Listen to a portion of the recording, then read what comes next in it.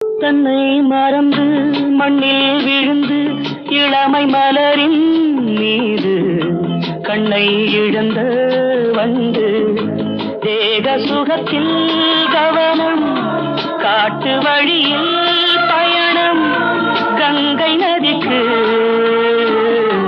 மண்ணில் அணையா இளமையெனும் பூங்காற்று.